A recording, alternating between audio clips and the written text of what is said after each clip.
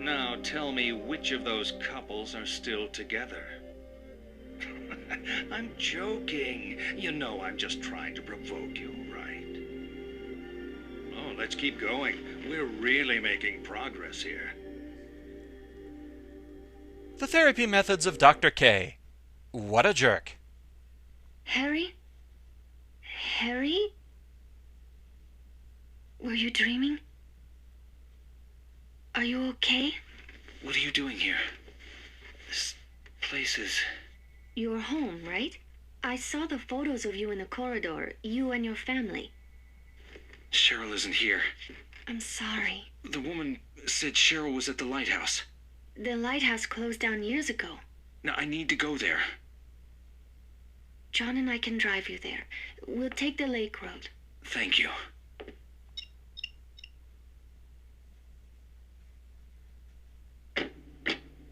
So you're Harry. John. Well, don't mind me. I'm sure you two have lots of catching up to do. John, don't be silly.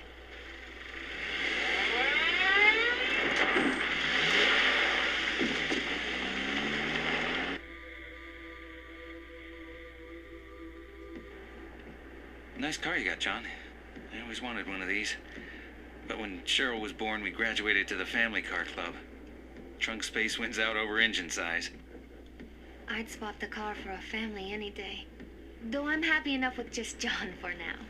Cut it out, Michelle. Huh? It's embarrassing. I'm not embarrassed. Don't mind me. This isn't how I wanted things to go. It's not Harry's fault. Nothing to do with Harry. I mean this. Us. I wanted to make things clear. I wanted to do things right. What are you saying? This reunion, this weekend. I wanted to come see you to talk things through. Talk? About our relationship? Michelle, there is no relationship. Please, don't do this. Not now, If not now, when? Where? Christ, Michelle, I've been trying to do this for months, but you don't want to hear it. Now we have a witness. Maybe you'll listen. You're just tired. You're not thinking right. It's been too long since we've been together. No. No, Michelle. I was hoping to do this right, but I need to do it. We've been running on empty for a long time. Living on fumes. It isn't a relationship, it's a courtesy. If I still love you, it can't be over. It is. You don't love me. You love the John in your head. Please. I can't listen to this. I can't do this anymore.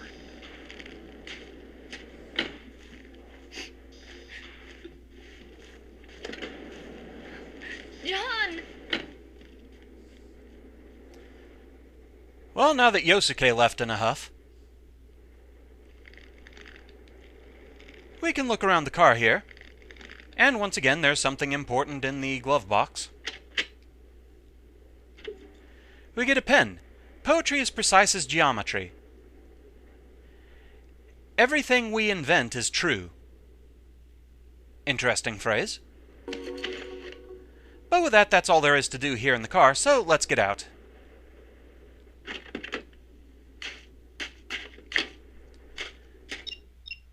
And so with that, we're going to call a quick refreshing pause here.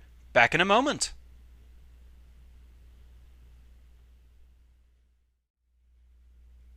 And so with that, time to move on. Coming over this way, we have a sign telling us to keep out. But since when has that ever mattered to Harry Mason? We're a man on a mission. And, well, technically we don't have a choice. We have to go this way. So that sign really does mean nothing. We knew it was coming sooner or later. It's time to explore the sewers. Thankfully, it's not quite as bad as other Silent Hill games that have had sewer locations.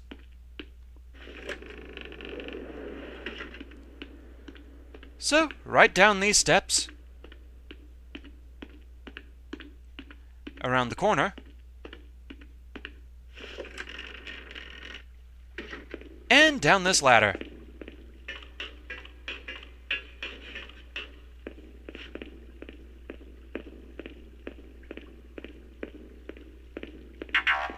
And we have a message. From Dahlia. Sorry about last night. I was upset, you were upset, I get it. There isn't really too much for us to do down here in the sewers. Basically, it's just progression. There is, however, one key point. Up here, make sure to hang a left. Take this branching path. It's the one important thing down here. This pipe in the wall. There's a fish in it.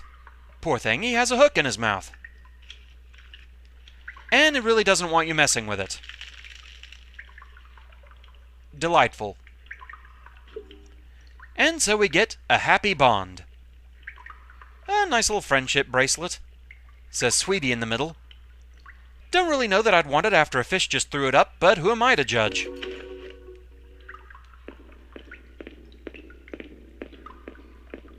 So with that, taking this turn gets us back on the main path.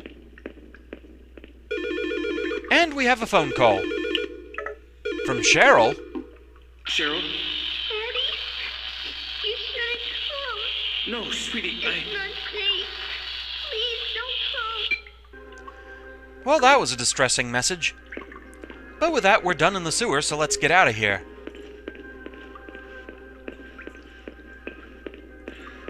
Right up this ladder.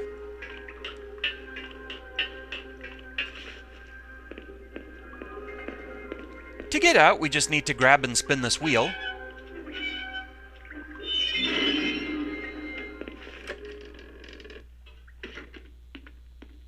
And right through this door. I don't know what it is, but I just really like this image, this perfect circle of snow that's drifted in from the open manhole. It just looks really neat somehow.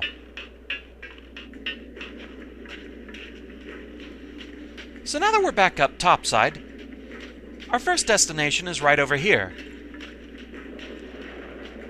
This cigar store Indian statue. He has something for us. Just twist the box open, and we get Memories Untaken.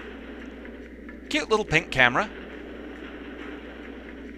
Capture the fun memories to keep forever. Right then. With that, we can cut across this courtyard here, because there's an echo message in the distance. It's on the hood of this car.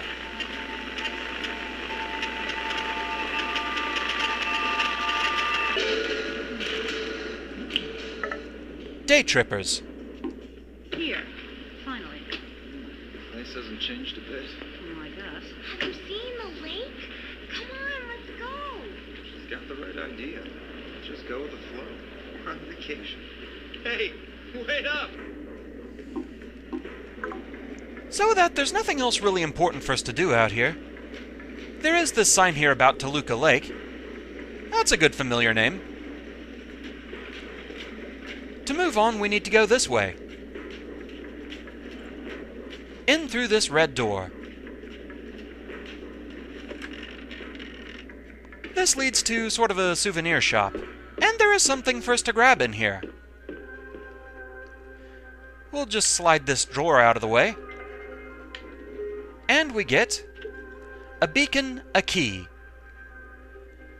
Basically a keychain in the shape of a lighthouse. Nothing else for us to do in here, though. Pay no attention to the door behind the curtain. Just vault this fence real quick.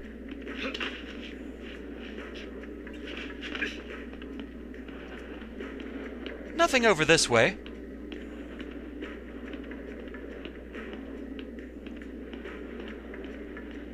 Over here we have Annie's Bar, another familiar location. But before we go and check that out, we need to come over here to this telescope. Note the light in the distance.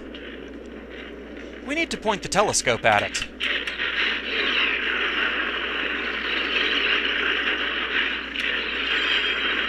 It can be a little touchy about it, but once you get it lined up just right, you get your diamond heart. Journey's End in Lover's Meeting. Very pretty and shiny ring, that. There are a lot of mementos to get in this area. But with that, time to hit the bar.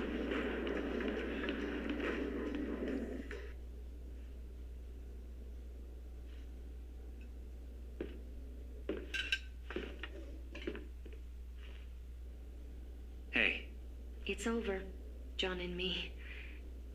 I don't think he's loved me for a long time. I was in love with an idea of this person, but that wasn't John. What a waste. You know, I should have realized when he said he wanted to be a lawyer. You're still headed for the lighthouse? yeah. You'll need a boat to cross the lake. They often moor at the jetty behind the amusement park. Head through the alley out back. You'll see it. I used to go there with John. I doubt it's as exciting as I remember it. Are you sure you want to go, Harry? That's all I got. Something feels wrong. She's there. I know it this time. I'll get my answers. You might not like them.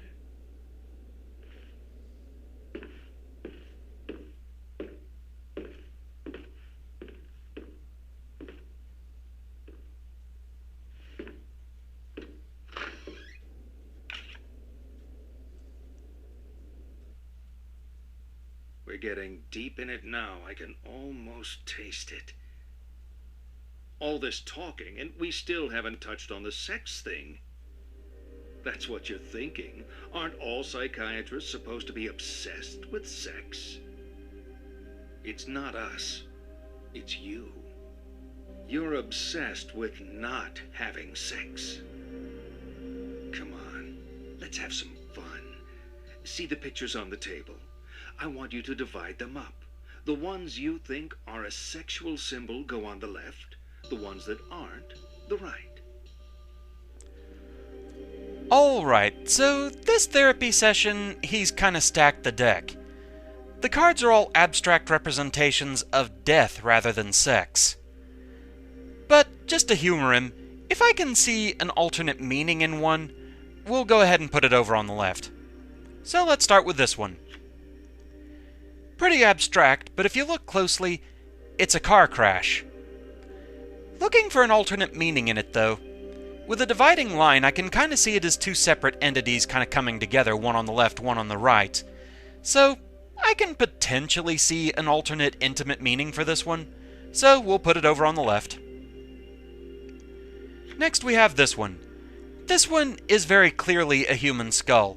It leaves little to no room for interpretation. It's very obvious, kind of slaps you in the face with it. So, definitely non-sexual, that one. I can't really interpret it as anything else. This one I think is supposed to be a deer skull? Very abstract, and the colors are really weird. And it's the weirdness of the colors that let me see possibly how someone could see something else in this. Just the shapes that are highlighted in a different color there, I could potentially see it as being maybe somewhat phallic. It's very abstract, but it's enough that I can kind of see how others might get a different meaning from it, so we'll put it over there. Another one that leaves precious little room for interpretation, it's definitely a noose.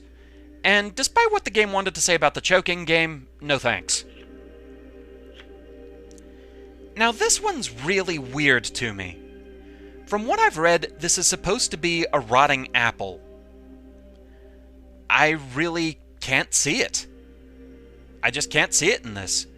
Nor can I see anything sexual in this. This one is a total wash. I think this one's supposed to be some sort of a knife or a dagger or something. But honestly, what it looks like more to me is one of the bugs from Gnat Attack from Mario Paint or Super Mario Maker. Oh man, and as much as Gnat Attack Hard Mode in Mario Maker has been just bugging me so much lately, no pun intended, that's a definite no. This one, I believe, is supposed to be a hand holding a gun pointing it straight at you. It's very abstract, but I can maybe kind of see something else in this. The wide of the hand holding the gun, just the way it's very vaguely shaped, I can kind of see it as like covers on a bed with the barrel of the gun pointing at you, being like the head of the bed, maybe some pillows or a couple of people sleeping together in it. Kind of an abstract circular bed. So there is an alternate meaning I can kind of see there. So we'll go with this. Done? Good. Of course, the constant partner of sex, the other side of the same coin, is death.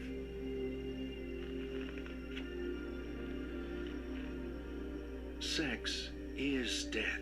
It's a leap into the void, the great loss of self, the tiger in space. The what now? You want to run that by me again? The tiger in space, the tiger in space, the tiger in space. The tiger in space, a plea for annihilation. To deny sex is to deny death itself.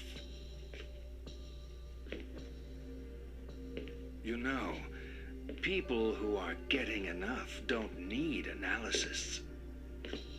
You clearly are not getting enough. Let's see this through to the end.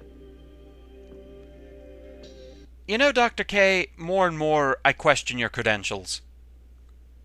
I also question your own obsessions. But anyway, that's where we're going to call it for now. Thank you very much for watching. I hope you're enjoying the series so far, and I shall see you again next time. Until then, fare thee well.